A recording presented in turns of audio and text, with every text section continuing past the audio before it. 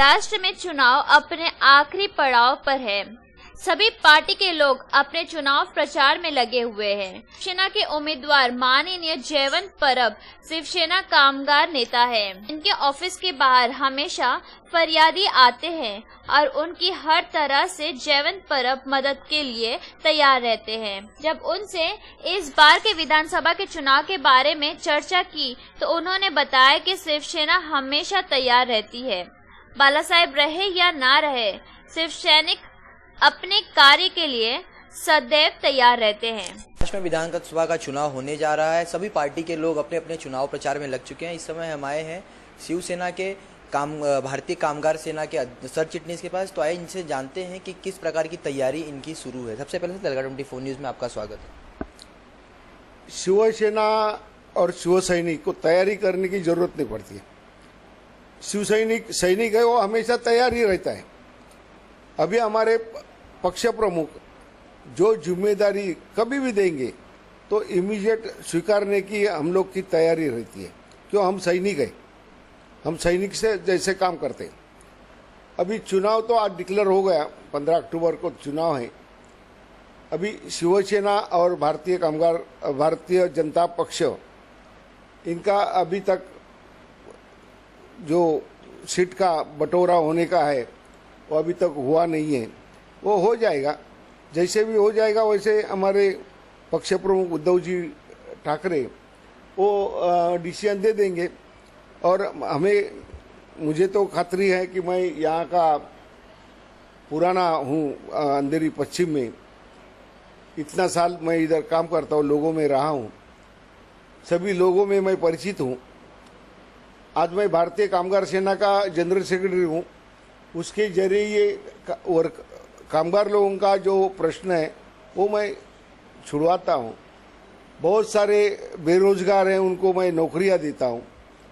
बहुत सारे जो बेरोजगार हैं उनको हाथ में काम धंधा देता हूँ और लोगों को हमेशा मदद करते रहता हूँ। कॉलेज में एडमिशन हो, स्कूल में एडमिशन हो, कुछ भी हो तो उसके लिए सबसे पहले आगे जयवंत परब रहता है और आज तक वो काम करते आया है। सर बात करें तो अभी हाजी अरफात जो मनसे के उपाध्यक्ष थे और वाहतुक सेना के अध्यक्ष थे, उन्होंने शिवसेना ज्वाइन किया। तो उनके ज्वाइन करने से क्या आपको लगता है कि शिवसेना और मजबूत हो गई है? जरूर शिवसेना मजबूत हो गई है। शिवसैनिक अभी मुस्लिम लोग भी अभी मानते हैं कि शिवसेना होने से मुस्लिम लोगों को कुछ धोखा नहीं है, उल्टा उन लोगों को फायदा होने वाला है। आज नरेंद्र मोदी या इस देश के पंतप्रधान बने और एक बड़ी आपत्ति कश्मीर, जम्मू कश्मीर के ऊपर हो गई है। 99% वहाँ मुस्लिम लोग रहते हैं और आज नरेंद्र मोदी ने वहाँ जो काम किया है, कम से कम 1.25 लाख लोगों के उन्होंने जान बचाई है। अभी भी मदद उधर पूरा चालू है। कांग्रेस होती तो कुछ नहीं करती।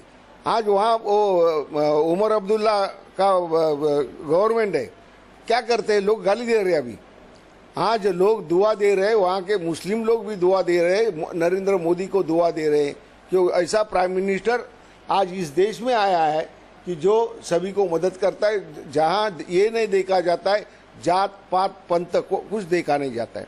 जो इंसान है हिंदुस्तान में रहने वाला है वो सब हिंदुस्तानी है और हिंदुस्तानी जो है वो सबको मदद करने का हिंदुस्तानी का फर्ज है। सर बात करें तो अभी लोकसभा के चुनाव में आप लोगों को काफ़ी सीट प्राप्त हुई थी शिवसेना से। अभी विधानसभा का चुनाव है तो कितनी सीट आपको मिलने वाली है? क्या विचार है आप लोगों का? कहाँ तक आप लोग जनता से अपील करेंगे कि वोट करें? क्या कहना चाहेंगे इसके बारे? अभी ये ट्रायल था,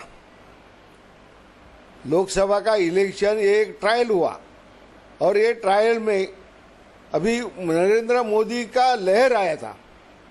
अभी ये महाराष्ट्र में उद्धव साहब का लहर आया है और उद्धव साहब का जो एक काम करने का जो तरीका है, उनका तो तबीयत ठीक नहीं था बीच में, उनका तो एंजियोप्लास्टी हुआ है, सब कुछ है। इतना होके भी उन्होंने रिकॉर्ड ब्रेक महाराष्ट्र में मीटिंग लिया। कोई भी पार्टी का प्रमुख ने इतना मीटिंग नहीं लिया, नरेंद्र मोदी ने लिया है।